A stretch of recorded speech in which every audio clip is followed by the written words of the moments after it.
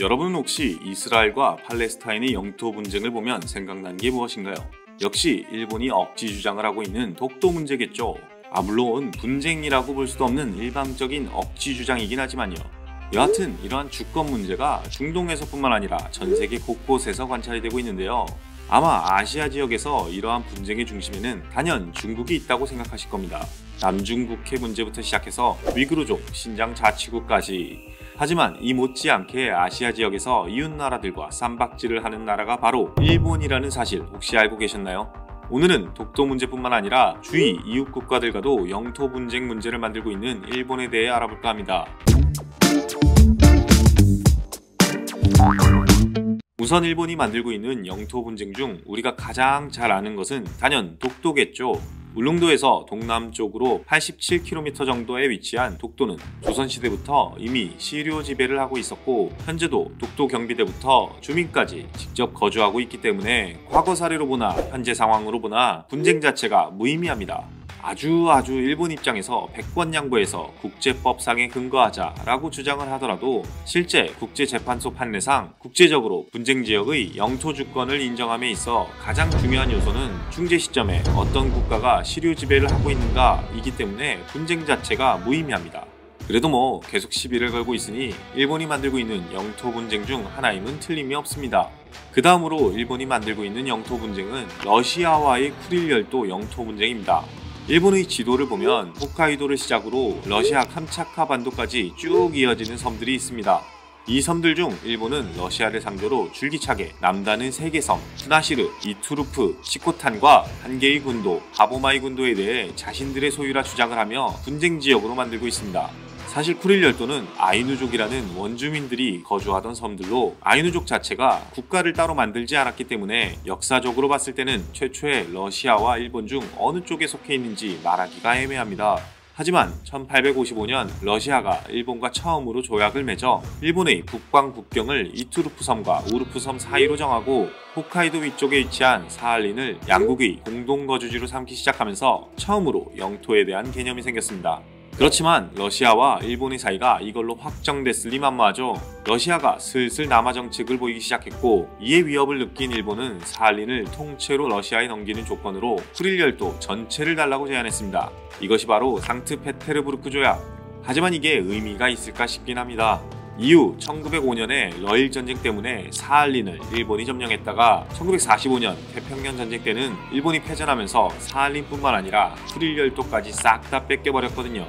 결국 현재는 사할린뿐만 아니라 쿠릴 열도 전체가 러시아의 시료 지배를 받고 있습니다. 이후에도 여러 평화협정으로 합의점을 만들려고 노력하였지만 사실상 모두가 결렬되었습니다.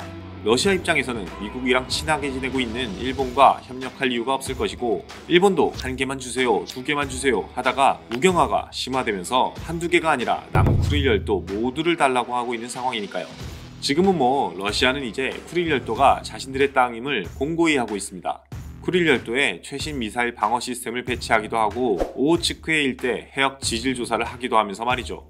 일본도 이에 질세라 미국을 회유해서 남쿠릴 열도에서 태어난 사람을 일본 국적자라고 간주한다고 발표하게끔 종용하기도 하고, 독도 케이스처럼 초등학교 교과서에 남쿠릴 열도를 자신들의 영토로 표기해서 출판하기도 하고는 있습니다. 많은 실제 쿠릴 열도에 사는 사람들 90% 이상이 일본의 섬 반환을 거부한다고 하니 이미 굳어져가는 모양새이긴 합니다. 우리나라가 만만해 보인다고 건드는 줄만 알았는데 러시아까지 건드는 거 보면 일본 배짱이 두둑하긴 한 것 같습니다. 이렇게 독도와 쿠릴 열도 분쟁을 만들어가고 있는 일본, 이것 말고도 한 군데가 더 있습니다. 바로 중국과의 분쟁 지역인 센카쿠 열도. 일본의 오키나와 섬과 대만 사이에 위치해 있는 무인도 암초로 이루어진 제도를 말합니다. 일본은 이 센카쿠 열도를 1884년 오키나와에 살던 한 사업가가 발견하고, 주인이 없던 섬을 우리가 먼저 병합했으니 우리 것이다 라고 주장하고 있습니다. 그리고 사실상 현재의 시료 지배도 일본이 하고 있죠. 근데 이 주장 어디서 많이 들어보시지 않으셨나요? 바로 일본이 독도가 무주지였으니 자신들의 것이다 라고 우기는 논리와 판박이입니다. 근데 시료 지배에 있어 우기는 것은 독도 케이스에서는 별로 득볼 게 없어 보이는데 일본의 의도를 잘 모르겠네요. 먼저 발견했고 내가 지배하고 있으니 내 거다 라고 할 거면 독도도 손 떼야 되는 거 아닌가 몰라요. 여하튼 이 센카쿠 열도에 대해서 중국과 대만에서는 이야기가 또 다릅니다. 중국과 대만 모두 이 섬을 아주 오래전 과거부터 인지하고 있었음은 물론 자신들이 영유하고 있었다며 반발하고 있습니다. 대만의 경우에는 오키나와로부터 410km나 떨어져 있는데 자국과는 170km밖에 떨어져 있지 않은 곳을 일본 것이라 우기는 상황이라며 적극적으로 반발해 실제 해상에서 충돌도 있었는데 최근에는 일본과의 협정으로 영유권 주장을 일시적으로 보류한 상태입니다. 아무래도 중국에게 밀려 국제사회에서 고립된 상황에서 일본까지 적으로 돌리기에는 버거웠던 모양입니다. 하지만 중국은 다르죠. 워싱턴 포스트와 뉴욕타임즈의 센카쿠 열도의 중국명 다오이다오를 언급하며 자신들의 땅이라는 대형 광고를 실을 정도로 열렬히 소유 주장을 하고 있는 상황입니다. 대규모 해상 군사 활동들도 병행하고 있고요. 일본은 이러한 기류의 질세라 2012년 9월 11일 센카쿠 열도 3개 섬을 가진 개인 소유자에게 20억 5천만 엔을 주고 정식으로 국유화를 해버립니다. 돈으로 해결해버리려고 하네요. 근데 또 이게 중국의 심기를 건드린 모양입니다. 이 소식을 들은 중국 내부의 국민들은 반일 시위와 불매운동을 하고 정부 차원에서는 2014년에 센카쿠 열도 근처에 군사기지까지 건설해버렸으니 말이죠. 지금도 여러 우여곡절이 있고 아직까지도 매듭이 제대로 지어지지 않은 센카쿠 열도 상황. 한 가지 재미있는 일화를 말씀드리면 2013년 한국 국적의 황금호가 이 부근에서 화재로 침몰했을 당시 일본, 중국, 대만은 지도자들이 서로 자신들의 해역에서 사고가 발생했다며 해군, 군함, 구조선, 항공기까지 동원하여 경쟁하듯 구조 경쟁을 했던 일화가 있습니다. 내 땅이라고 간접적으로 홍보한 모양새네요.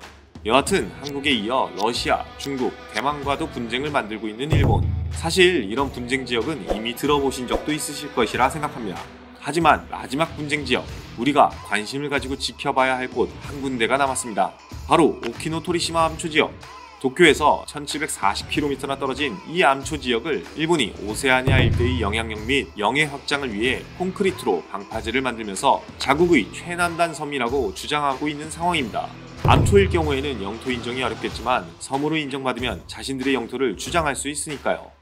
물론 현재의 유엔 해양법에 따르면 주민 영주와 경제활동이 전혀 불가능하기에 섬이라고 할 수도 없을 뿐더러 중국과 대만도 섬으로서의 지위를 인정하지 않고 있습니다. 우리나라 또한 중국의 입장을 현재 지지하고 있고요. 하지만 그럼에도 일본은 개발권과 배타적 경제 수역을 위해 지속적으로 유엔에 자신들의 영토권을 주장하고 있습니다. 만약 일본이 이 인공구조물을 섬으로 인정받는다면 사실상 일본의 영토는 어마무시하게 증가될 것이고 모두가 함께 개발할 수 있는 인류 공유물인 대륙분과 해양자원은 결국 일본만을 위한 소유물이 될 가능성이 높습니다. 이제는 없던 곳에 땅 만들면 자기 땅이라고 우기는 것까지 하나 봅니다. 현재 동, 서, 남, 북 모든 곳에서 영토 분쟁을 만들고 있는 일본과 그 일본의 숨은 야욕들. 누가 뭐래도 독도는 대한민국의 영토입니다. 지금까지 상식새끼였습니다.